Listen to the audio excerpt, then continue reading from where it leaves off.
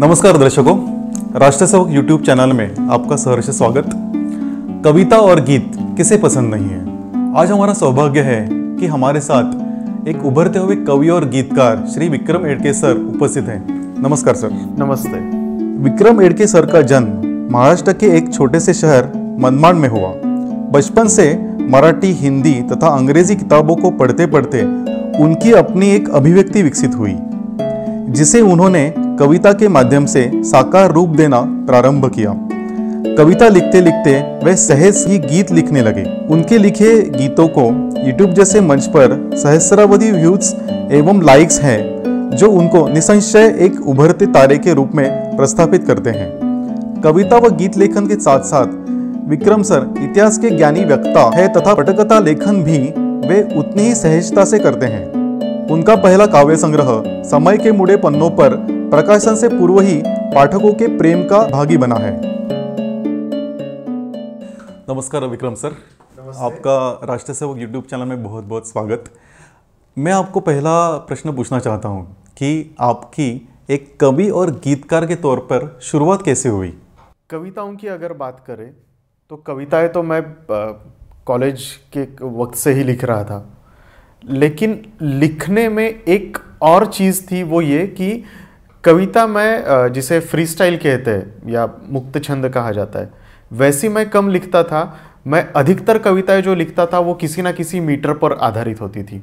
कई बार मैं खुद मन में कोई धुन सोचता था और उस धुन पर लिखने की कोशिश करता था। तो ऐसा करते करते, ऐसा लिखते लिखते लिखते मैंने एक दिन सोचा कि प्री एग्जिस्टिंग गाने जो है, क्या मैं उनकी धुन पर गाने की जो सिचुएशन है उसी सिचुएशन के हिसाब से कुछ नया, वही थॉट कन्वे करने वाला अगर कुछ मैं लिख सकता हूँ क्या। तो मैंने क्या किया, 2012 की एक मणिरत्नम की फिल्म है, नाम है कडल, तमिल फिल्म है। उस फिल्म में एक गाना है, उसका नाम है मूंगिल तोट्टम। तो गाने की जो धुन है बहुत खूबसूरत है और मेरे दर्शक भी जानते होंगे कि मैं रहमान सर का कितना बड़ा फैन हूँ।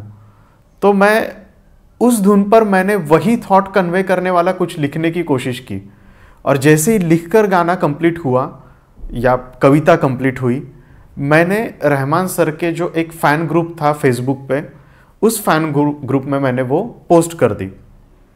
मुझे कोई अपेक्षा नहीं थी कि इससे कुछ होगा या इससे बात आगे कुछ जाएगी। मैं सोच रहा था कि 2-5 लाइक्स आएंगे, कुछ लोग अच्छा कहेंगे, कुछ लोग बुरा कहेंगे और बात वहीं पर ख़त्म हो जाएगी। लेकिन एक बहुत ही पिक्यूलियर सी चीज़ मेरे साथ घटी उस वक्त, वो ये कि मुझे एक व्यक्ति ने संपर्क किया। उनका नाम है कामेश वैद्यनाथन। तो ये जो कामेश जी थे, उन्होंने मुझे कहा कि मेरे कुछ दोस्तों का एक बैंड है और वो कुछ ओरिजिनल म्यूज़िक कंपोज करना चाहते हैं, और उनके बनाए म्यूज़िक पर आप कुछ यदि लिख सके तो बहुत अच्छा होगा। मैंने पूरी ज़िंदगी में ऐसा कभी किया नहीं था। कमर्शियल राइटिंग या लिरिक राइटिंग जिसे कहते हैं, मैं प्रोफेशनली मैंने कभी ऐसा किया नहीं था।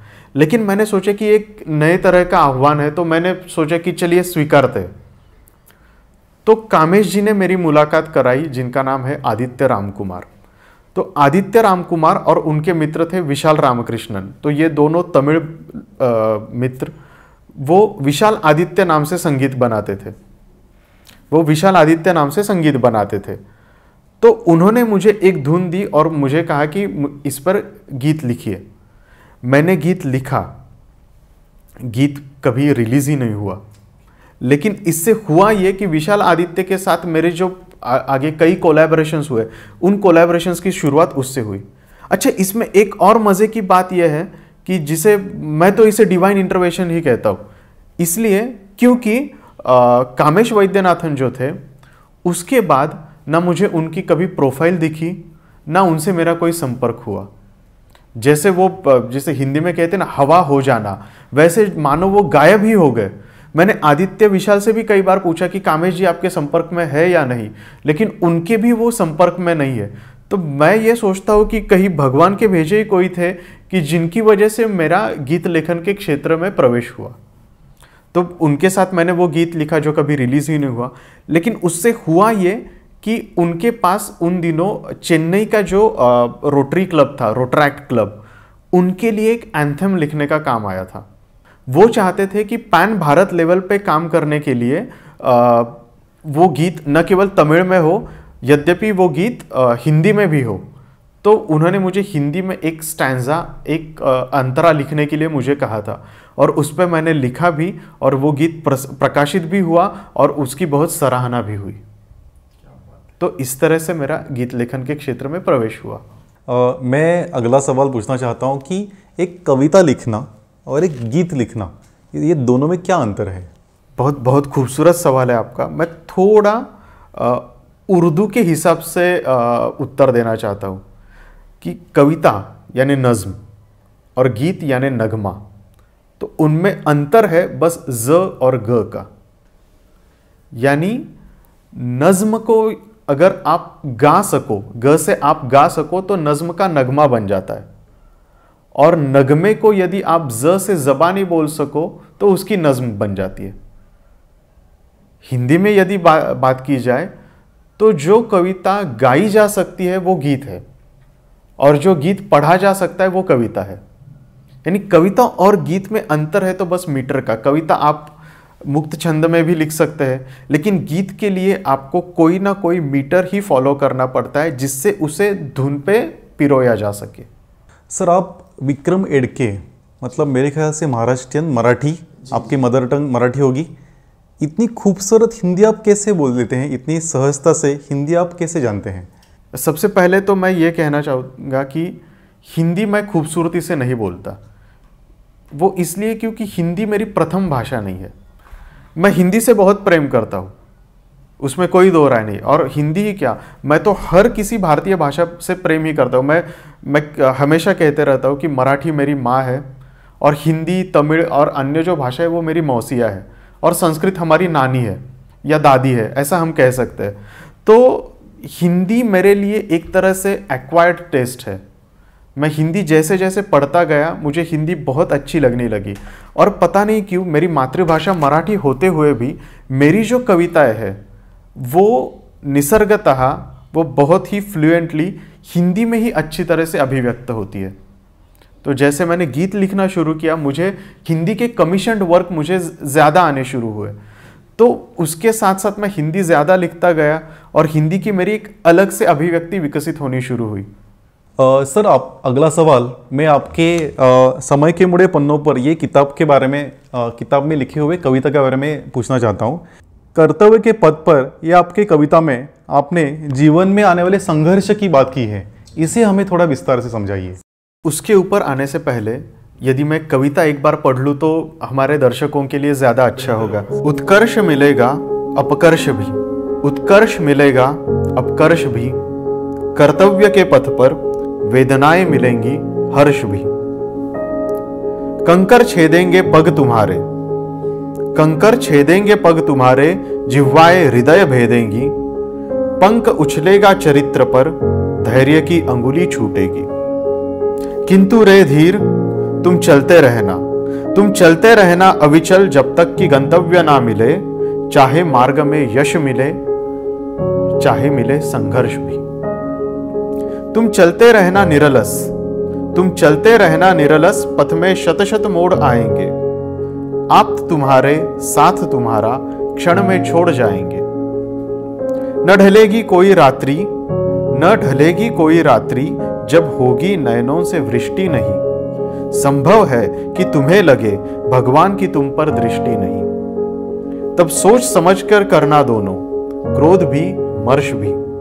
तब सोच समझ के करना दोनों, क्रोध भी मर्ष भी, और अथक चलते रहना धीर, जब तक कि गंतव्य ना मिले, चाहे मार्ग में यश मिले, संघर्ष भी। तो मैं समझता हूं कि ये जो कविता है, ये मैंने जब लिखी थी, ये मेरे मन के एक बड़े ही अवसादग्रस्त क्षण में लिखी हुई कविता है। खुद को धीरज बंधाने के लिए, खुद को ढाढ़स बंधाने के लिए लिखी एक कविता है। लेकिन मैं ऐसा मानता हूँ कि ये कविता न केवल मेरे लिए, अपितु उन सभी के लिए जो किसी ना किसी तरह से ढाढ़स चाहते हैं, किसी ना किसी तरह से धीरज चाहते हैं, या किसी ना किसी तरह के कर्तव्य के पथ पर अग्रसर है। ऐसे सभी के लिए ये कविता, मैं प्रेरणादायी जैसे बड़े शब्द का उपयोग तो नहीं करूँगा, लेकिन मैं इतना अवश्य कहना चाहूँगा कि कर्तव्य के पथ पर चलते चलते जो धूप हमारे सर पे हमेशा मंडराती रहती है, उस धूप के ऋतु में ये कविता शायद कहीं ना कहीं किसी ना किसी जगह उनको एक भले पल भर के लिए ही सही किंतु छाया दे, किसी तरह का साया दे। क्या बात है सर। मैंने आपका गणेश तांडव ये यूट्यूब पे गाना सुना। हमने शंकर तांडव के बारे में सुना है, मगर आपने गणेश तांडव के बारे में लिखा है, तो उसके बारे में हमें बताइए। मेरे पास जब ये गीत लिखने के लिए आया था, मैं नहीं चाहता था कि गणेश जी के जितने आसपास जो फेमस हिट गाने हैं उसी के जॉनर में कुछ लिखूं। मैं चाहता था कि कुछ अलग से, कुछ नए जॉनरा में कुछ ट्राई करूं, जिससे कि गाना सबसे अलग दिखे, सबसे हटके दिखे। अच्छा बुरा वो तो दर्शक डिसाइड करेंगे, लेकिन मैं चाहता था कि इसके साथ कुछ प्रयोग किया जाए। तो मेरे संगीतकार जो थे तुषार पारगावकर, उनको मैंने ऐसा सुझाने की कोशिश की कि हम गणेश जी का रौद्र रूप दिखाते हैं। मैं ऐसा नहीं कहूँगा कि पहले किसी ने नहीं दिखाया होगा, किंतु ये रूप जो है, ये जो रौद्र रूप है, वो बहुत कम बार लोगों के समक्ष आया है। तो मैं ये चाहता था कि गणेश जी का रौद्र रूप हमारे दर्शकों के समक्ष आए। इसमें भी एक मज़े वाली बात यह है कि मुझे इस गीत की पहले धुन नहीं दी गई थी, और ऐसे जो गीत होते हैं वो आमतौर पर किसी ना किसी धुन पे बनाए जाते हैं ताकि संगीतकार जो जॉनर है वो एक्सप्लोर कर सके। लेकिन इन्होंने मुझे कहा कि आप अपने हिसाब से, आपको जिस मीटर में सही लगे उस मीटर में आप लिखिएगा। तो मेरे सामने प्रश्न था कि तांडव के लिए मैं क्या मीटर चुनूं। तो मेरे एक बहुत ही प्रिय संगीतकार है जिनका नाम है MM कीरवाणी। वे हिंदी में MM क्रीम नाम से संगीत देते हैं। तो उनकी एक फिल्म है जिसका नाम है सव्यसाची, तेलुगु फिल्म है। उस फिल्म का जो टाइटल सॉन्ग है वो मुझे बहुत बहुत बहुत ही पसंद है। तो मैंने सोचा कि उस टाइटल सॉन्ग की धुन पर यदि मैं कुछ लिखूं तो वो तांडव के समीप जाने जैसा कुछ बन सकता है। तो मैंने उस धुन पर शब्द लिखे, युद्ध की वेदी पर स्वर गगन भेदी कर, विषय थे हाथ में धर असी, श्वास हुंकार थे धनुष टंकार थे, और थी तिमिर की दुंदुभी, तब तमस भेद कर, तब तमस भेद कर, द्वेष सब छेद कर, फट पड़ा एक ज्वालामुखी, गणपति गणपति लास्य के विलास से, विनाश विघ्न विपिन बन के हेती, पंचभूत चार वेद तीन लोक दो ही शब्द नेति नेति। तो मैंने उस धुन पर ये शब्द लिखे और संगीतकार महोदय को दे दिए ताकि वे इन शब्दों को किसी अलग धुन में पिरो सके। और मैं ये चाहता था कि जैसे गणेश जी का वर्णन गीतों में होता है कि गणेश जी ऐसे है, गणेश जी वैसे है, तो उससे अलग हटकर कुछ कहा जाए। तो हमारे उपनिषदों में और वेदों में एक संकल्पना आती है जिसे कहते हैं नेति नेति। संस्कृत में इसका अर्थ होता है न इति न इति, यानी परमेश्वर का, परब्रह्म का वर्णन करने में हमारे शब्द, हमारे भाव, हमारे उच्चार या हम जिस तरह से भी प्रयत्न करें वे अक्षम है, वे उसमें सक्षम नहीं है। तो उसके लिए एक ये फ्रेज है नेति नेति। तो मैं चाहता था कि गणेश जी के बारे में इन शब्दों का प्रयोग करें तो वो बहुत ही एप्ट होगा, बहुत ही सही होगा।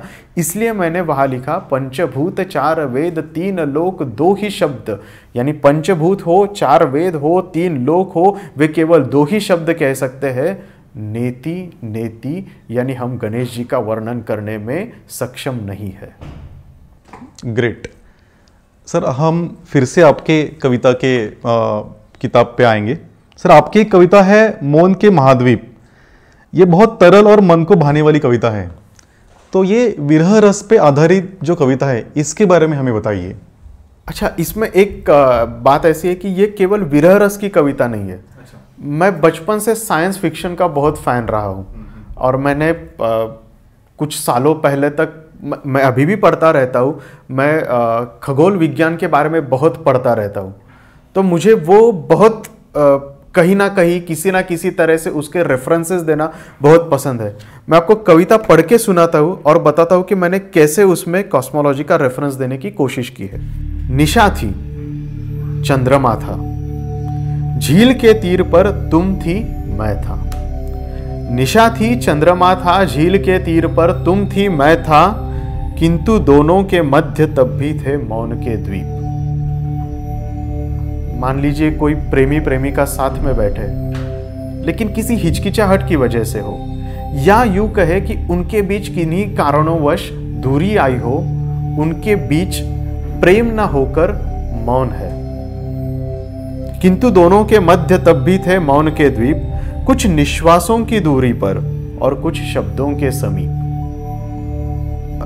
वे द्वीप यदि लांघ पाते, संकोच के बांध यदि तोड़ पाते, कथा कुछ अन्य मोड़ लेती, कविता विरह की उंगली छोड़ देती। विचारों विचारों में रात्रि ढल गई, अधरों तक आई बात टल गई। विचारों विचारों में रात्रि ढल गई, अधरों तक आई बात टल गई। निशा चंद्रमा तथा झील तीनों अब भी वही है, नहीं है तो केवल मैं और तुम। नहीं है तो केवल मैं और तुम, या है कदाचित किसी और समय धारा में। जो मैंने कहा कि मैं कॉस्मोलॉजी का कुछ रेफरेंस देना चाहता था, तो मल्टीवर्स थियरी के बारे में मैं यह बात करना चाहता था कि यह है कदाचित किसी और समय धारा में, किसी और टाइमलाइन में। इस आयाम में तो मौन के द्वीप संभवतः अब महाद्वीप बन चुके हैं। इस आयाम में तो मौन के द्वीप संभवतः अब महाद्वीप बन गए हैं। तो मैं किसी शोकात्मक कविता को भी चाहता था कि कहीं ना कहीं उसकी हैप्पी एंडिंग हो। यानी यदि इस टाइमलाइन में, इस समय धारा में वे प्रेमी और प्रेमिका शायद ना मिल पाए हो, उनके बीच दूरी बनी रही हो, किंतु किसी अन्य समय धारा में तो वे शायद साथ होंगे। किसी अन्य समय धारा में तो उनकी प्रेम कथा अपने अंतिम छोर तक पहुंची होगी। किसी अन्य समय धारा में तो उन्हें हैप्पी एंडिंग नसीब हुई होगी। तो इस थॉट के साथ मैंने सोचा है कि एक तरह से ओपन एंड रखूं, एक तरह से सैड एंडिंग होने के बावजूद भी इसे हैप्पी एंडिंग देने की कोशिश करूं। क्या बात है सर, आपकी कविता और विचार बहुत ही अद्भुत है। सर, आपके साथ ऐसा कभी हुआ है कि आपने एक दृश्य देखा और वो दृश्य देखकर उस दृश्य को आपने कविता का रूप दे दिया? एक गीतकार होने के नाते मेरा काम ही है देखे हुए या बताए हुए दृश्यों पर कुछ ना कुछ लिखना। लेकिन वैसे परिदृश्यों में लिखने के लिए, वैसे परिस्थितियों में लिखने के लिए कई बार शब्द, संगीत, सिचुएशन, ऐसी कई सारी बंदिशें होती है। लेकिन कविता में ऐसी किसी तरह की बंदिश नहीं होती। तो कई बार ऐसा होता है कि कोई यदि मैं दृश्य देखता हूँ तो बिना लिखे, बिना सोचे समझे अंदर से कविता फूटनी शुरू होती है। मैं आपको एक कविता बताता हूँ। हमारे अहमदनगर, जो मेरा गांव है, अहमदनगर के ग्राम देवता है, उनका नाम है विशाल गणपति। गणेश जी की बहुत ही सुंदर मूर्ति है, और जब भी मैं वो मूर्ति देखता हूँ ऐसा लगता है पहली बार देख रहा हूँ। इतनी उसकी सुंदरता है। जैसे मैंने मेरे गणेश तांडव में लिखा कि नेति नेति शब्दों में वर्णन न कर पाऊँ ऐसी सुंदरता उस मूर्ति के। लेकिन कई बार ऐसा होता है कि वही दृश्य, वही सौंदर्य, वही नवीनता आपको अन्य तरह से हिट करती है। तो एक बार मैं दर्शन के लिए गणेश जी के उस मंदिर गया था, और जैसे मैंने गणेश जी की वो भव्य मूर्ति देखी, मेरे मन में ये कविता फूटी जो है देवा। मैंने लिखा, जिंदगी से हार के या कोई बाजी मार के, जिंदगी से हार के या कोई बाजी मार के जब आता हूं तुम तक, तुम वैसे ही मिलते हो देवा। तुम वैसे ही मिलते हो देवा, वही मुस्कुराहट, वही चरणों में राहत, तुम वैसे ही दिखते हो देवा। शिकंजे में फड़फड़ाता पंछी, तुम दूर खड़े हंसते हो। शिकंजे में फड़फड़ाता पंछी, तुम दूर खड़े हंसते हो। मैं हार कर बेबस हो जाऊं तो पंखों में आ बसते हो। शिकंजे में फड़फड़ाता पंछी, तुम दूर खड़े हंसते हो। मैं हार कर बेबस हो जाऊं तो पंखों में आ बसते हो। और टूट जाता है शिकंजा, और टूट जाता है शिकंजा, तुम खुशी बन के चीखते हो देवा। तुम वैसे ही मिलते हो देवा, वही मुस्कुराहट, वही चरणों में राहत, तुम वैसे ही दिखते हो देवा। जिंदगी अंधेरी सुरंग जब, तुम दिल में जलती मशाल हो। जिंदगी अंधेरी सुरंग जब तुम दिल में जलती मशाल हो, जब बवंडर में फंस जाता हूं तुम भरोसे का भवकाल हो। जब बवंडर में फंस जाता हूं तुम भरोसे का भवकाल हो। तुम हौसले का बन के दिया, इरादों में अमूमन जलते हो देवा। तुम वैसे ही मिलते हो देवा, वही मुस्कुराहट वही चरणों में राहत, तुम वैसे ही दिखते हो देवा। बहुत बढ़िया सर। आपकी और एक कविता है, ढूंढता रहता हूं, उसमें आपने लिखा है, मैं ढूंढता रहता हूं पिया बुझती राख के ढेरों से। सर ऐसा आपने क्यों कहा है? कवियों के लिए ना कई स्टॉक कैरेक्टर्स होते हैं। स्टॉक कैरेक्टर्स मतलब ऐसे कि जिस पर हर कोई कवि हर किसी तरह से लिखने की कोशिश करता है, जैसे चांद। वैसी एक स्टॉक सिचुएशन भी होती है कवियों के लिए, वो है विरह। क्योंकि एक तो पाठकों में विरह एक ऐसी भावना है जो कभी फेल नहीं जाती। यानी अगर फिल्मों के हिसाब से कहे तो वे हमेशा ही ब्लॉकबस्टर भावना है। तो विरह के ऊपर हर कोई कवि अपने अपने नज़रिए से अपनी अपनी दृष्टि से कुछ ना कुछ अभिव्यक्त करना चाहता है। तो इसी तरह की एक अभिव्यक्ति कह सकते हैं कि उन दिनों मेरे जीवन में भी कुछ ऐसे उस सिचुएशन के हिसाब से कुछ घटनाएं घटी थी, और मेरे ही जीवन में क्यों, हर किसी के जीवन में उस तरह की घटनाएं घटती रहती है।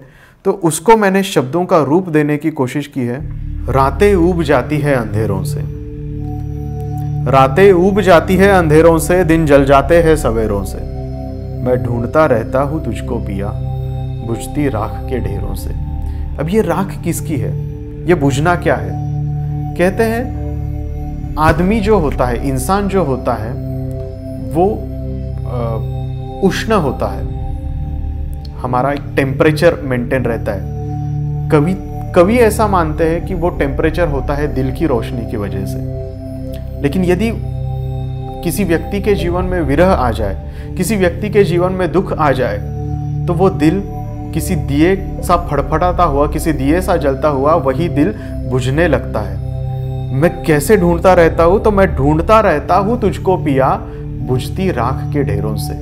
दिल बुझने लगा है, उसके ऊपर राख जमने लगी है, और उन राख के ढेरों में मैं अपने उस प्रिय व्यक्ति को ढूंढता रहता हूं। रातें ऊब जाती है अंधेरों से, दिन जल जाते हैं सवेरों से। मैं ढूंढता रहता हूं तुझको पिया बुझती राख के ढेरों से। एक सुरंग सी बनी है मौन की, एक सुरंग सी बनी है मौन की, जिस्त निगला करती है। एक चांद दुभंगता रहता है तारों के बिखरे डेरों से। एक चांद दुभंगता रहता है तारों के बिखरे डेरों से। वो खिड़की भी अब उजड़ गई है, वो खिड़की भी अब उजड़ गई है जहां तेरी जुल्फों में शामें अटका करती थी। वो खिड़की भी अब उजड़ गई है जहां तेरी जुल्फों में शामें अटका करती थी। बस घोंसले के उड़ते हैं तिनके खाली पड़े मुंडेरों से। रातें ऊब जाती है अंधेरों से, दिन जल जाते हैं सवेरों से। मैं ढूंढता रहता हूँ तुझको पिया बुझती राख के ढेरों से, बुझती राख के ढेरों से। बहुत बढ़िया सर। सर आपका एक गाना है यूट्यूब पे, हर घर तिरंगा, जो अपने प्रधानमंत्री मोदी जी ने हमें एक नारा दिया था, हर घर तिरंगा, जिसमें आपने बहुत ही खूबसूरत तरीके से ये कविता लिखी और इसका गाने में रूपांतर हो गया। तो मैं ये पूछना चाहता हूँ कि आपने इस गाने में हमारे तिरंगे झंडे का बहुत ही सटीक तरह से वर्णन किया है।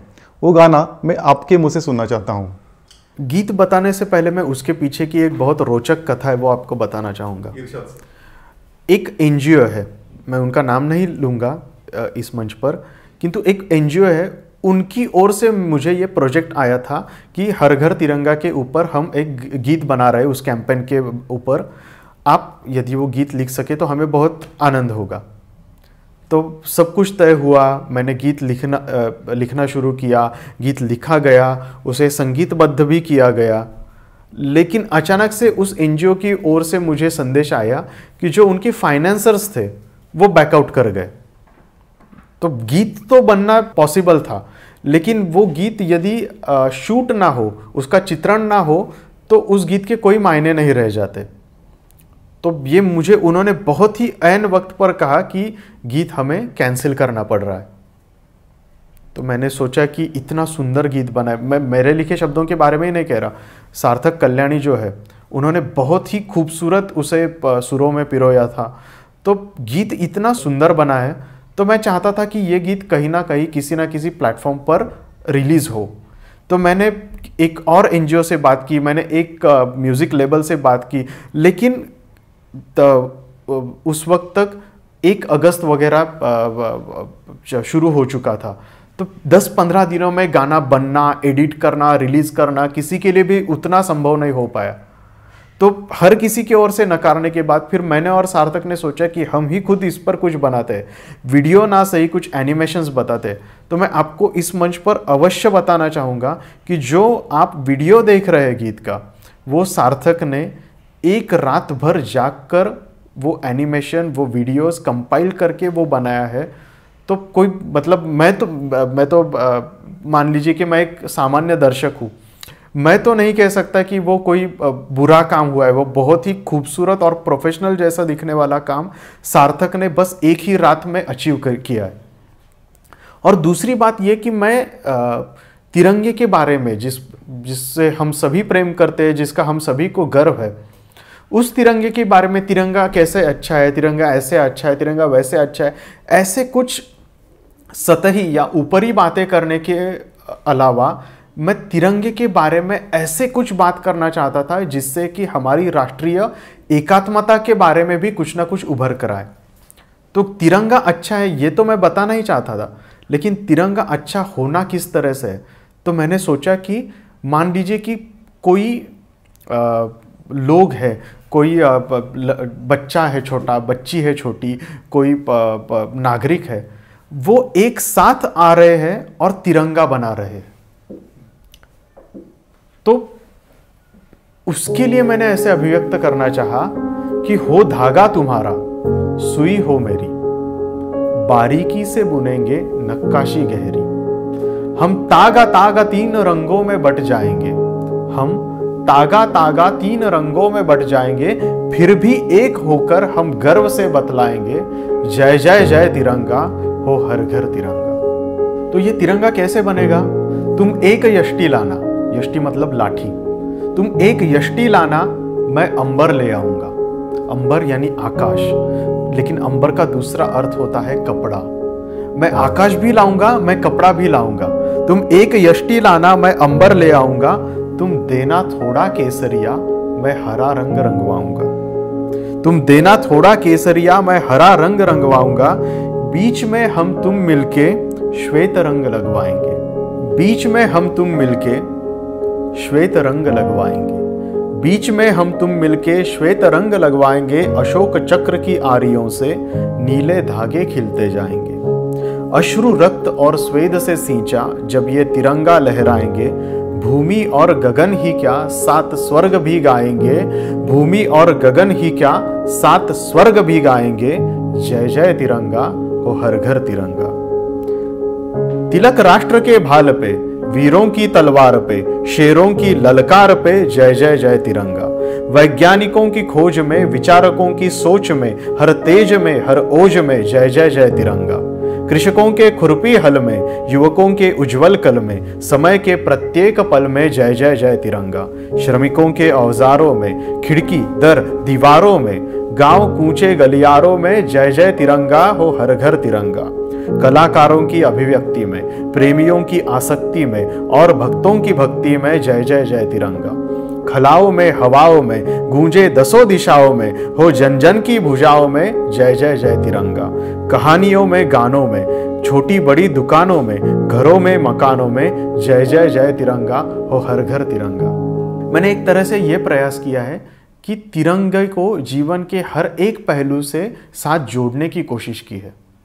तो ये मैं कितना सफल हुआ इसमें, ये तो दर्शक ही बताएंगे, ये तो हमारे श्रोता ही बता सकते हैं। सर मैं आपको कहना चाहता हूँ कि आप बहुत ही सफल हुए, क्योंकि मैंने खुद ये YouTube पे ये गाना सुना है। मैं दर्शकों को भी आह्वान करना चाहता हूँ कि आप विक्रम एडके और हर घर तिरंगा ये गाना सर्च कीजिए YouTube पे, आपको वो गाना मिल जाएगा, सबको पसंद आएगा, ये मेरा आश्वासन है आपको।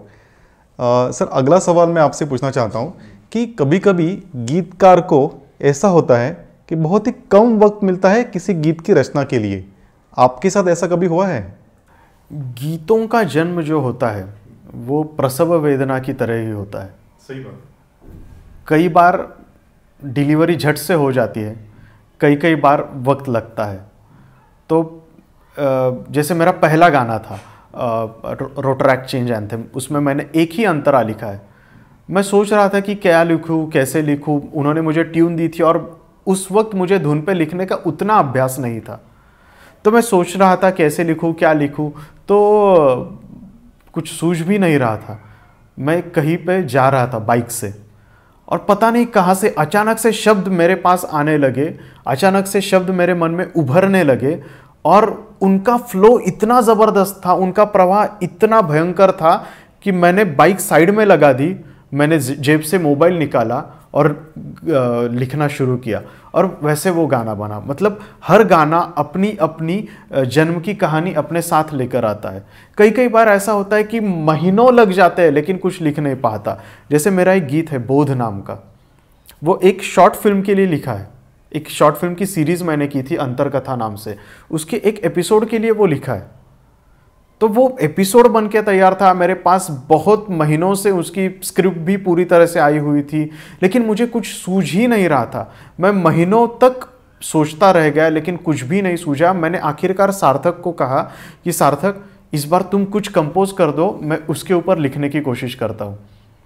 लेकिन सार्थक ने कहा कि नहीं भैया आपको सूझेगा, होगा होगा कहते कहते दिन निकलते गए, दिन के महीने हो गए, लेकिन मैं कुछ लिख नहीं पा रहा था। और मैं कहीं से बस से आ रहा था, बस से सफ़र कर रहा था और मैं कहीं से आ रहा था, अचानक मेरे मन में 2 वाक्य आए, हे पथिक इस जीवन का बस यही है शोध, मार्ग में ही बोध था, मार्ग ही है बोध। तो जैसे ये शब्द बिजली की तरह मेरे मन में कौंधे, गाना बाकी का जैसे मानो कोई होता है ना, किसी पाइप में यदि कुछ अटक गया हो और वो निकलने के बाद पाइप से जो फ्लो होता है, जो प्रवाह होता है, वो एकदम बेबाकी से निकलता जाता है। तो ऐसा कुछ मेरे साथ हुआ कि जैसे वो 2 वाक्य मेरे मन में आए, वो 2 लाइनें मेरे मन में आई, वो 2 पंक्तियां मेरे मन में आई, अचानक से मानो किसी ने कोई फ्लो शुरू कर दिया हो और पूरा गाना एक ही बैठक में बन गया। ये हुई एक बात। दूसरा एक मैं आपको उदाहरण देना चाहता हूँ। मेरा एक गीत है, मेरा गीत नहीं कहूँगा मैं क्योंकि वो बहुत ही फेमस बंदिश है, तोरे बिना मोहे चैन नहीं ब्रिज के नंदलाला।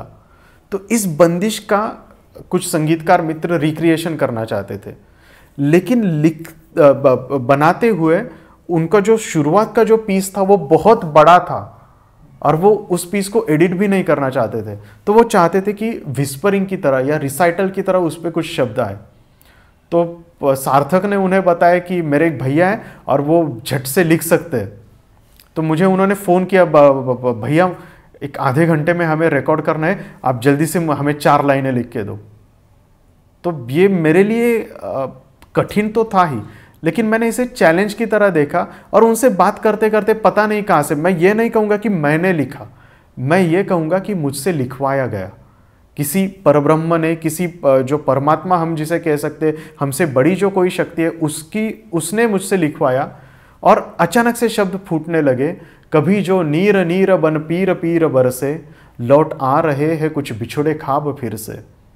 ये काया काया बस छाया छाया तेरी, ये काया काया बस छाया छाया तेरी, मन मौन है तो फिर कौन है जो तरसे। बहुत बढ़िया सर। सर मैंने देखा है कि आप आपके कविताओं में, गीतों में आप पौराणिक और अध्यात्म का संदर्भ देते हैं, तो उसके बारे में जरा हमें बताइए। मैं बचपन से भारतीय जो धर्म ग्रंथ है, हिंदू तत्वज्ञान जो है, वो पढ़ते हुए, उन ग्रंथों का अभ्यास करते हुए, उपनिषद कहिए, वेद कहिए, रामायण महाभारत जैसे इतिहास ग्रंथ जिन्हें हमें परंपरागत जिन्हें हम कहते हैं, तो ऐसे ग्रंथों का अभ्यास करते करते ही बड़ा हुआ हूँ। तो ये तो लाजमी है कि मेरी अभिव्यक्तियों में कहीं ना कहीं उनके संदर्भ आते रहते हैं। जैसे मेरा एक गीत है मेरे देश तू, तो उसकी शुरुआत की जो लाइनें हैं, तुझ बिन जीना मरण की भांति तुझ पे मरना पावन काम, तुझ बिन जीना मरण की भांति तुझ पे मरना पावन काम, देश मेरे मैं रहूं ना रहूं पर रहे निरंतर तेरा नाम। तो ये जो लाइनें हैं, ये वीर सावरकर जी की जो मराठी कविता है जयोस्तुते, उन्हीं लाइनों का एक अलग तरह से बनाया रूप है, या यूं कहूँ मेरी ओर से उनकी काव्य प्रतिभा को होमाज है कि तुझ साठी मरण ते जनन, तुझ वीण जनन ते मरण, तो तुझ बिन जीना मरण की भांति, तुझ पे मरना पावन काम।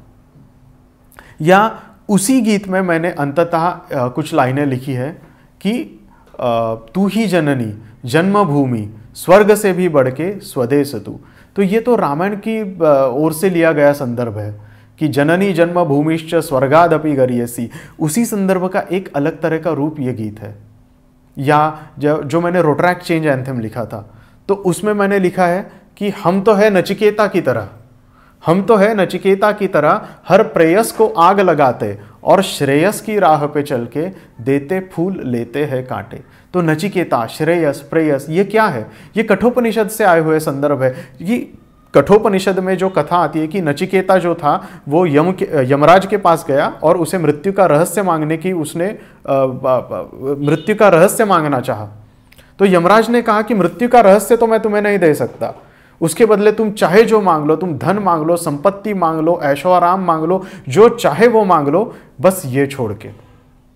तो नचिकेता ने यमराज से कहा कि ये जो आप देना चाह रहे हो वो बहुत सुंदर है, लेकिन वो है प्रेयस, जो प्रिय है। लेकिन मैं चाहता हूं जो मेरे लिए प्रिय हो ना हो, लेकिन जो मेरे जीवन के उद्देश्य सफल करने के लिए श्रेयस्कर है, वो मैं चाहता हूं। तो यहां कठोपनिषद में पहली बार श्रेयस प्रेयस का भेद आता है, जिसे मैंने गीत में पिरोने की कोशिश की है। या बोध जो गीत है मेरा, जो लिखने में मैंने अभी कहा कि कई महीने लगे, उसमें षड्रिपुओं का संदर्भ आता है। तो इस तरह के जो संदर्भ है वो मैं डालने की कोशिश नहीं करता, अपने आप आ जाते हैं। या जलालुद्दीन मोहम्मद रूमी, जिनका मैं बहुत बहुत प्रशंसक हूँ, तो उनकी जो उनका जो तत्वज्ञान है, तो उनका एक कपलेट है, उनकी एक लाइन है। उस लाइन का अंग्रेजी मतलब ऐसा है कि wound is a place where the light enters in you. तो मैंने उसका संदर्भ देने की कोशिश, उन्हें होमाज देने की कोशिश की है, उन्हें एक आदरांजलि अर्पण करने की कोशिश की है। जब मैंने मेरा जो गाना है जावेदा दर्द, उसमें मैंने लिखा कि इन जख्मों पे क्या कभी उतरेगी चांदनी भी। तो इस तरह के संदर्भ, और मैं ही क्यों, मैं समझता हूँ कि हर कोई अपने अपने रचनाओं में ऐसे किसी न किसी संदर्भ, ऐसे कोई ना कोई संदर्भ देते रहता है। सर बहुत बढ़िया, आपने अभी आपके बातों में स्वातंत्रवीर सावरकर की बात छेड़ दी। मैं अपने दर्शकों को बताना चाहता हूँ कि सर न कि केवल एक कवि और गीतकार है, तो सर ने बहुत बार अंडमान में जाके सावरकर के ऊपर व्याख्यान दिए हैं, और सर इतिहास के बहुत बड़े अभ्यासक हैं। सर मैं मेरा अगला सवाल आपसे पूछना चाहता हूँ कि आपकी एक बहुत अच्छी और जो मुझे भा गई जो कविता है आपके किताब में, जो कि एक क्रिएटिविटी की बूंदे। जी जी जी। तो ये कविता में आपने परेशानियों का और क्रिएटिविटी का कुछ नाता है ऐसे लिखा है, क्या है वो नाता? पहले ऐसे होता था कि मतलब मैं तो खुद पर कभी कविता करने के लिए फोर्स नहीं करता। वो काम मैंने मेरे संगीतकारों और मेरे दिग्दर्शक मित्रों को दिया है कि जो मुझे गीत लिखने के लिए एक टाइम लिमिट देते हैं और उसी में फोर्स करके मुझे लिखना ही होता है।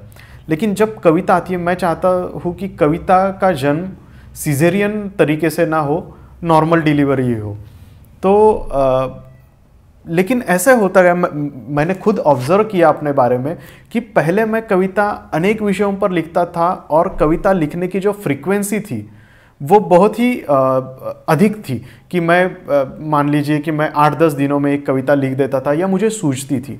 लेकिन जब से सोशल मीडिया और इंटरनेट का एक महाविस्फोट हुआ है, तो न केवल मैं किंतु हर किसी के पास वक्त ही नहीं बचा कि रुके, सोचे, समझे और फिर कुछ करे। हर कोई भागते रहता है, हर कोई दौड़ते रहता है और पता नहीं कहाँ भागते रहता है। ऐसी क्या रेस है कि जिसमें हर कोई भाग रहा है लेकिन कोई पहुंच ही नहीं रहा। तो ये जब मैं अपने बारे में मैंने ऑब्जर्व किया कि अरे मैं भी उसी रैट रेस का किसी तरह से हिस्सा बन चुका हूं और उसका विपरीत परिणाम मेरी अभिव्यक्ति पर हो रहा है, उसका विपरीत परिणाम मेरी कविताओं पर हो रहा है। तो मैंने सोचते सोचते उसी विषय पर अपने आप एक कविता हो गई जो है क्रिएटिविटी की बूंदे। मैं आप सभी को सुनाना चाहूँगा। परेशानियाँ बोके जब उधेड़ोगे नींदे, परेशानियाँ बोके जब उधेड़ोगे नींदे, तब जाकर बरसती है दो चार क्रिएटिविटी की बूंदे। टप करके गिरती है कुछ, टप करके गिरती है कुछ, और कुछ कंकर सी सटाक लगती है, और जलते दिल को छू के भाप भी बन जाती है कोई, और जलते दिल को छू के भाप भी बन जाती है कोई। एक आध बज भी जाती है कुछ, तो वो भी हम मोबाइल या लैपटॉप के पराश्राव्य शोर से मार देते हैं, और फिरते रहते हैं भौकाल बनके, बाकी बचा कुछ एक हजारवां भाग सहलाते हुए कि देखो मैंने कितना ऑफबीट कर दिया ये। अरे भाई, देने वाले ने क्या दिया था, तूने कितना लिया है। छप्पर तो खैर फटा ही था, तूने झोला भी तो फाड़ दिया है। न रियलिटी के रहे न मटेरियलिटी के रहे, न रियलिटी के रहे न मटेरियलिटी के रहे, इंसानियत के चक्कर में हम तो बस इंसानिटी के रहे। आगे है फिर वही डिप्रेशन, फिर वही अवसाद, वही रोज परेशानियां बोना, वही नींदे उजाड़, सह सह के गुबार भर जाता है कभी, तब फिर से होती है दो बूंद क्रिएटिविटी की बरसात। बहुत बढ़िया सर। सर, आपकी एक कविता है जिंदगी। वो कविता में आपने दो मुट्ठी जिंदगी की बात की है। ये दो मुट्ठी जिंदगी का क्या तात्पर्य है? तात्पर्य दो तरह से कह सकते हैं। एक तो वो गीत है जो लिखा है किसी एक सिचुएशन के लिए। मैंने कहा कि मैं एक अंतरकथा नाम से एक वेब सीरीज़ या शॉर्ट फिल्म्स की सीरीज़ कर रहा था, जो यूट्यूब पे रिलीज़ की है उन्होंने। तो उसके लिए मैं हर एक एपिसोड के लिए एक गीत लिखता था। तो इस एपिसोड की थीम कुछ इस तरह थी कि जो नायिका है कथा की, उसके पास केवल दो मुट्ठी भर ही चावल बचे जो वो अपने बच्चों को देना चाहती है। तो मैंने उन चावलों को मैंने जिंदगी की तरह माना, क्योंकि खाना जो होता है, अन्न जो होता है, वो जीवन ही तो है, वो जिंदगी ही तो है। तो मैंने उसको एक गीत में पिरोने की कोशिश की। चखो तो नमकीन सी, रखो तो है यकीन सी, आंखों से मींच लो, वादों से सींच लो, फिसल ना जाए कहीं ये दो मुट्ठी जिंदगी। तो एक तरह से वो सिचुएशन के ऊपर भी बेस्ड है।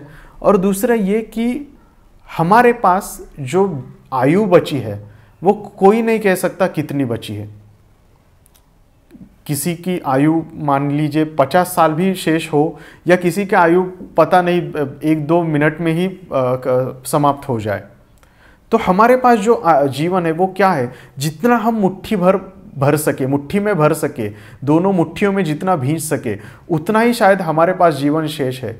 तो ये जिंदगी जो है वो उस तरह से भी दो मुट्ठी जिंदगी है। तो मैंने उसी का एक्सटेंशन कह सकते हैं आगे करना चाहा। दिन में आंसू पिघल गए, रातों में ख्वाब उगल दिए। दिन में आंसू पिघल गए, रातों में ख्वाब उगल दिए, चूल्हे पे बेल के चांद को भूख मारकर निगल लिए। नींदों से खींच लो, वादों से सींच लो, फिसल न जाए कहीं ये झूठी जिंदगी दो मुट्ठी जिंदगी। कहीं से बुलाती है, कहीं से बुलाती है, कहीं को ले जाती है, कहीं भूली यादों पर ये झूले झुलाती है।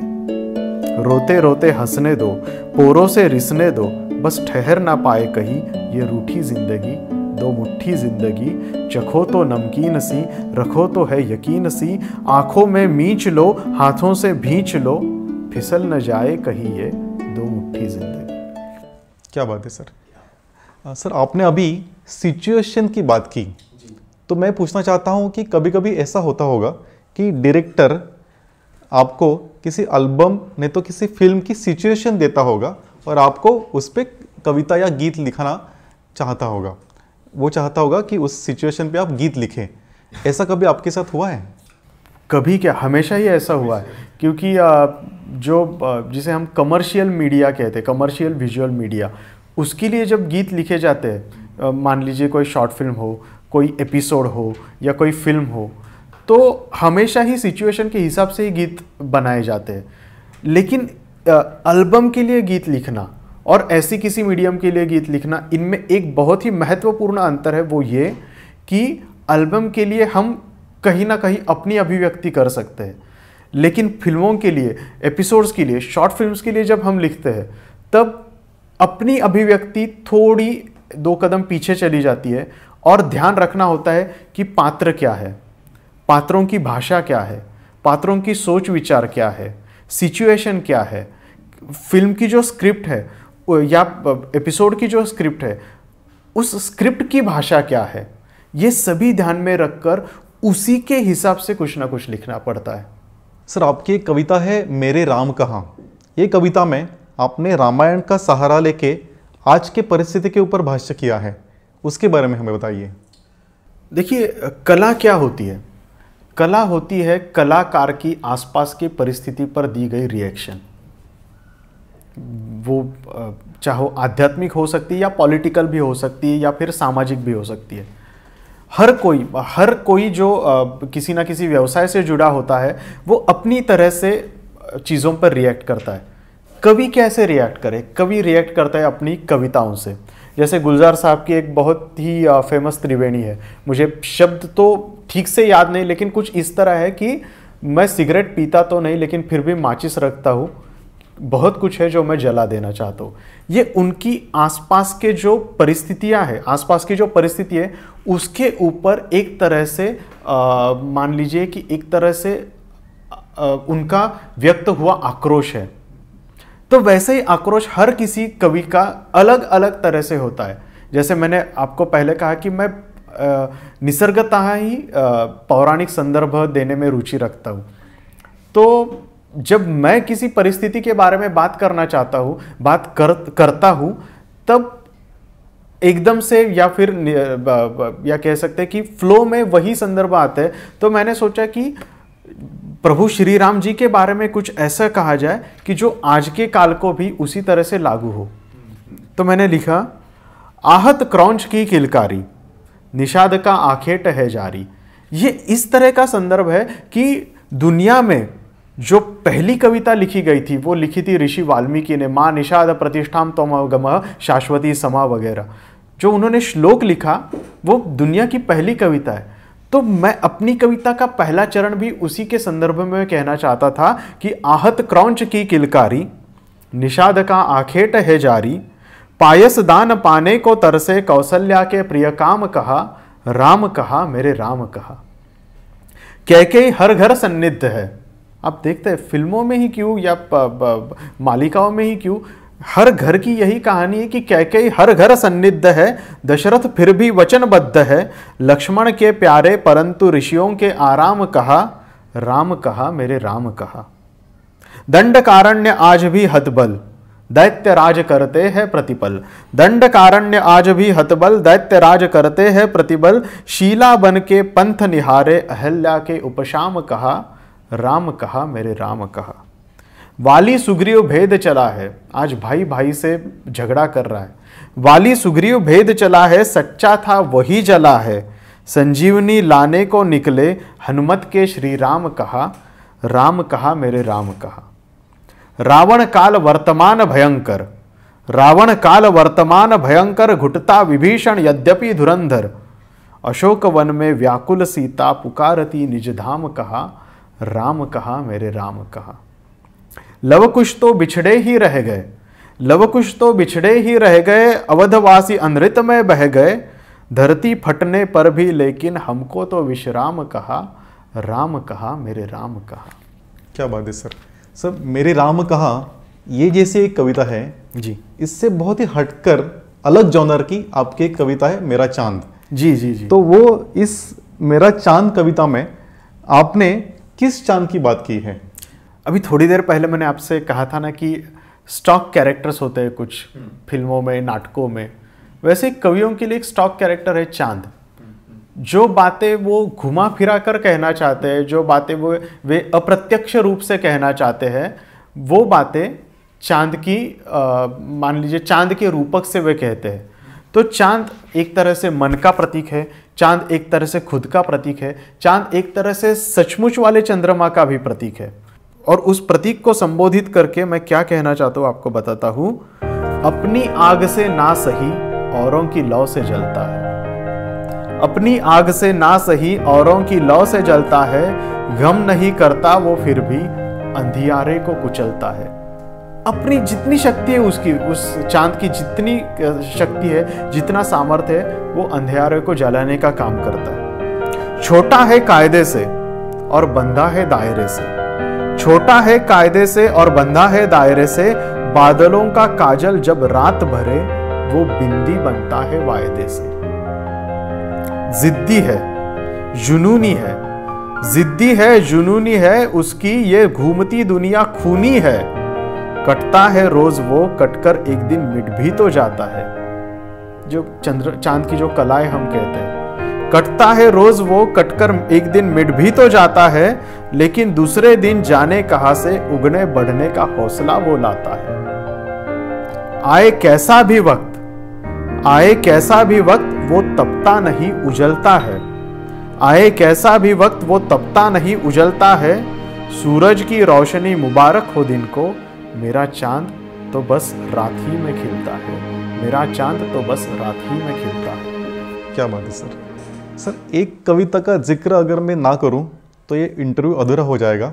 जिस कविता का टाइटल आपने आपकी किताब को दिया है वो कविता है समय के मुड़े पन्नों पर।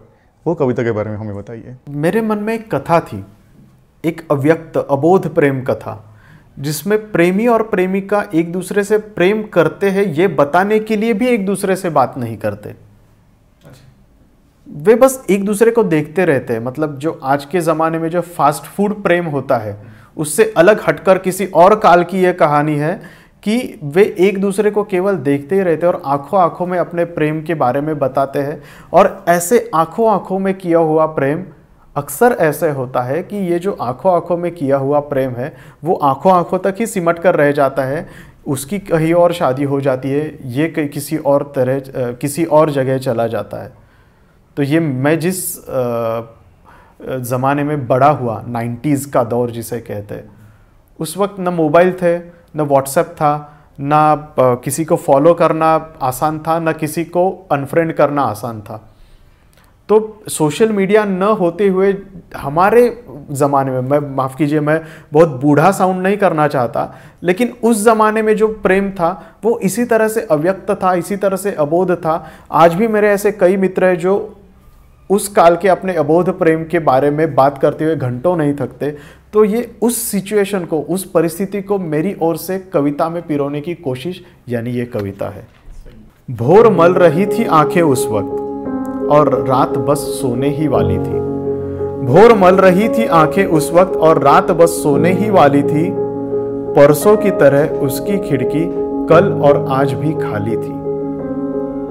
वो खिड़की चार आंखों के जहां रोज पेंच लड़ा करते थे।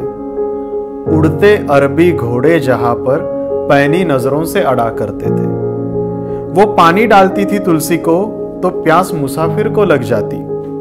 वो पानी डालती थी तुलसी को तो प्यास मुसाफिर को लग जाती थी। ताजा नहाए बाल झटकाती वो सैकड़ों बारिशें छूट जाती थी। वो झुका लेती थी फिर पलके जब, वो झुका लेती थी फिर पलके जब, वो आंखों से प्रणाम अदा करता। साथ चलने का तो ना सही कभी, साथ चलने का तो ना सही कभी, हाँ पर निभाने का वादा करता। फिर जाने लगता था जब वो नजरों के ताबीज बुना करती थी। फिर जाने लगता था जब वो नजरों के ताबीज बुना करती थी। उससे गुजरते झोंकों से बराबर वो खुदा हाफिज सुना करती थी। पूछताछ की तो पता चला वो कल ही पड़ोस के गांव में ब्याही है। पूछताछ की तो पता चला वो कल ही पड़ोस के गांव में ब्याही है। हाथों में सजाई होगी जो मेहंदी एक वही जानता था कि स्याही है। फिर कभी ना दीदार हुआ उसका, ना कोई खबर भी उड़ के आई थी। फिर कभी ना दीदार हुआ उसका, ना कोई खबर भी उड़ के आई थी। विसाल की तो नहीं थी चाहत, पर किसी ने एक लौ जरूर बुझाई थी। बीतते चले गए थे कई महीने, बीतते चले गए थे कई महीने, जिंदगी भी आगे बढ़ गई थी। समय के मुड़े पन्नों पर लेकिन एक झुर्री सी ही पड़ गई थी।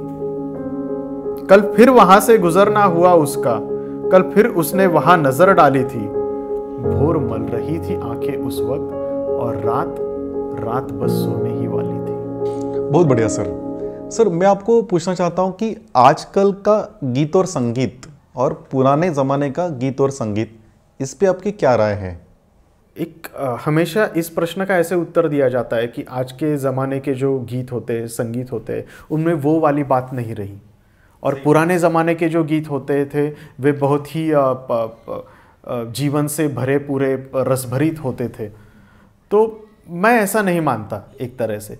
हाँ, ये मैं अवश्य मानता हूँ कि प्रतिभा का स्तर बदल चुका है, प्रतिभा की अभिव्यक्ति बदल चुकी है, लेकिन आज भी अच्छे गीत बनते हैं, आज भी अच्छे गीत गाए जाते हैं, आज भी अच्छे गीत लोगों तक पहुंचते हैं। बस होता ऐसे है कि पहले के ज़माने में जब मीडिया इतना सशक्त नहीं था, बनने वाले गीतों की संख्या भी कम थी और दर्शकों तक पहुंचने वाले गीतों की संख्या उससे भी कम थी। लेकिन आज ऐसे हुआ है कि जैसे मानो एक तरह से इंफॉर्मेशन का एक विस्फोट हो चुका है। जो गीत है उनकी भी संख्या एकाएक से बढ़ गई है। तो जब क्वांटिटी बढ़ती है तो क्वालिटी कहीं ना कहीं घटना लाजमी हो जाता है। तो इस तरह से मतलब संख्या ही इतनी बढ़ गई है कि हमें जो खराब चीज़ें हैं वो ज़्यादा हाईलाइट होकर उभर कर सामने आती है। और ये काल भी तो ऐसा है ना, सोशल मीडिया का ये जो समय है, इसमें अच्छी चीज़ों से ज़्यादा बुरी चीज़ों को जल्दी पब्लिसिटी मिलती है। कई लोग तो बुरा बनाते ही इसलिए ताकि पब्लिसिटी मिल सके। लेकिन आज भी अच्छे गीत बनाए जाते हैं, आज भी इंडी पॉप म्यूज़िक में बहुत अच्छे प्रयोग हो रहे हैं, आज भी सारी की सारी फिल्मों में ना सही लेकिन कुछ एक आध फिल्मों में अच्छे गीत बनाए जाते हैं। तो मेरे जैसे जो गीतकार हैं वो इसी सोच से, इसी विचार से लिखते रहते हैं कि जो 10-12 फिल्मों में से कहीं एक आध फिल्म में अच्छे गीत बने तो वो एक आध गीत अच्छे बनाने का सामर्थ्य परमेश्वर मुझे दे। तो अच्छे गीत आज भी बनते हैं, पहले भी बनते थे, बुरे गीत तब भी बनते थे, आज भी बनते हैं, बस एक दृष्टिकोण थोड़ा सा चेंज हो गया।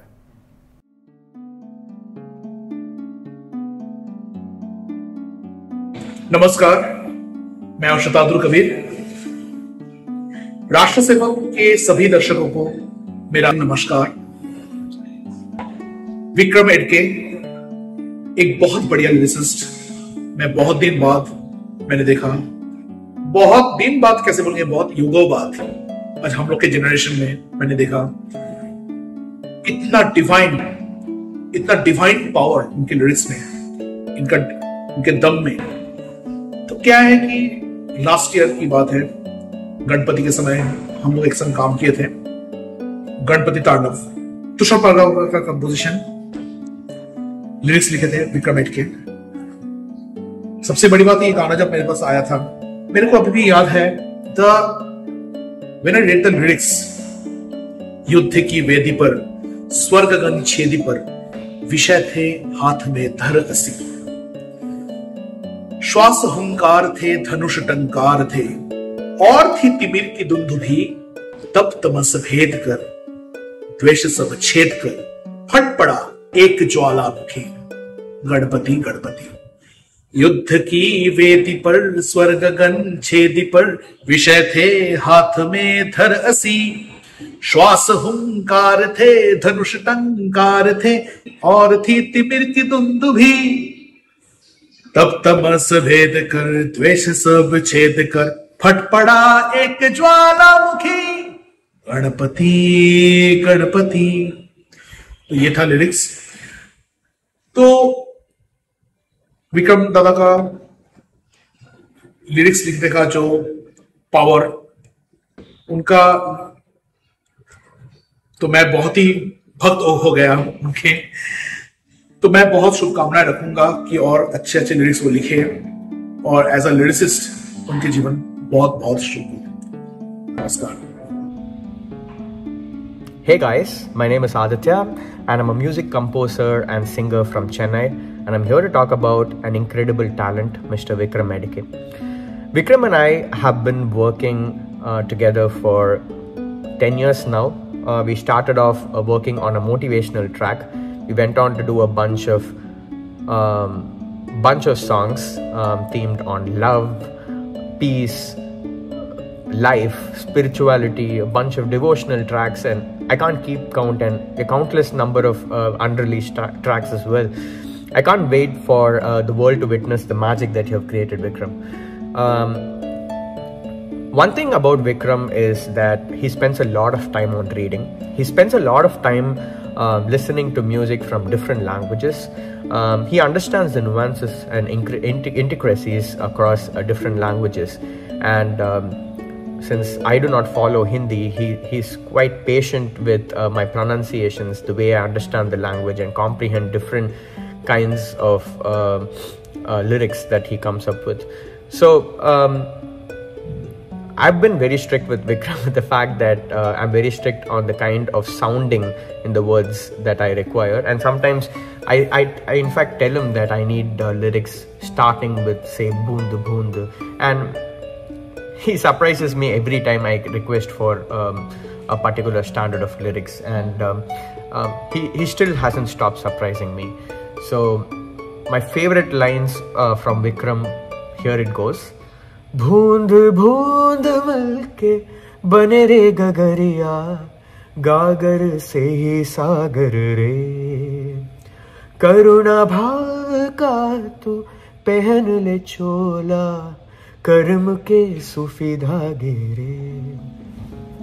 I'm incredibly happy to be associated with you, Vikram, and I believe that the Bollywood doors are knocking, and it's about time for the world to witness the magic that you've been creating for so long. Wish you the best in your career and your future endeavors. Thank you. Sir, हम अपने interview के आखिरी पड़ाव पे हैं, तो आपका सबसे पहले बहुत बहुत आभार कि आपने हमें, हमारे दर्शकों को बहुत अच्छी कविताएं सुनाई, आपका इतना इम्पोर्टेंट वक्त दिया. जाते जाते मैं चाहता हूं कि आप आपकी पसंदीदा, सबसे पसंदीदा कविता हमें सुना के ये इंटरव्यू की समाप्ति कीजिए. सबसे पहले तो आप सभी का आभार कि आपने एक ऐसा विषय इंटरव्यू के लिए चुना जो आमतौर पर चुना नहीं जाता. तो इसके लिए आपका, आपके जो चैनल है राष्ट्र सेवक, उसका भी मनपूर्वक आभार. और रही बात पसंदीदा कविता की, तो हर किसी कवि की कोई ना कोई पसंदीदा प्रिय कविता होती है, लेकिन मैं ऐसा मानता हूँ कि ये तो अभी शुरुआत है. मेरी जो प्रिय कविता है वो अब तक आनी बाकी है, लेकिन फिर भी मैं एक कविता यहाँ अवश्य सुनाना चाहूँगा. वो कविता इसलिए क्योंकि उस कविता ने, मेरी खुद की लिखी हुई होते हुए भी उस कविता ने मुझे जीवन के अलग अलग पड़ावों पर प्रेरणा देने का कार्य किया है. और वो कविता इसलिए भी मैं इस इंटरव्यू में सुनाना चाहूँगा कि कविता का रूप होते हुए भी वो किसी धुन पे लिखी गई है. रहमान सर की एक फिल्म थी मरियान नाम से, तो उस मरियान फिल्म में नेंजे येड़ा नाम का उनका गाना था. उस धुन पर, उसी की तरह की सिचुएशन पर मैंने कुछ नया लिखने की जब कोशिश की थी, तब इस कविता का जन्म हुआ था. कविता का नाम है उत्तिष्ठत जागृत प्राप्य वरान निबोधत. ये उपनिषदों का वाक्य है. तो कविता कुछ इस तरह है. अंतर्द्वंद्व की राहों में अथाह कराल प्रवाहों में, अग्नि ग्रसित दिशाएं हो, कंटक स्तंभ धराए हो, सूर्य भी यदि शर उगले, तुझे तब भी चलना है, उत्तिष्ठत जागृत प्राप्य वरान निबोधत. मार्गरोधी चट्टानों को कर दे परास्त आह्वानों को, नयनम छिंदंती शस्त्राणि भय कैसा फिर प्राणों को. ये गीता का वचन है. नयनम छिंदंती शस्त्राणि भय कैसा फिर प्राणों को. इस गीतार्थ को प्राशन कर, तुझे आगे बढ़ना है. उत्तिष्ठत जागृत प्राप्य वरान निबोधत. जो सहता वही जाने, होती है कैसी वेदना. सच है कि हर किसी को पता होता है अपना दुख हर किसी के लिए बड़ा ही होता है.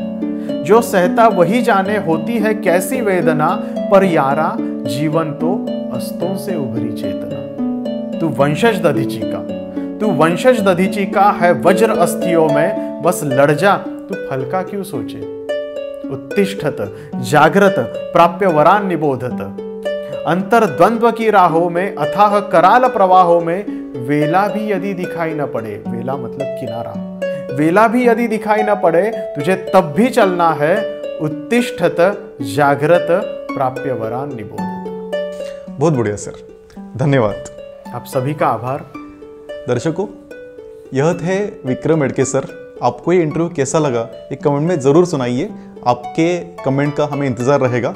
चैनल सब्सक्राइब कीजिए, शेयर कीजिए। धन्यवाद।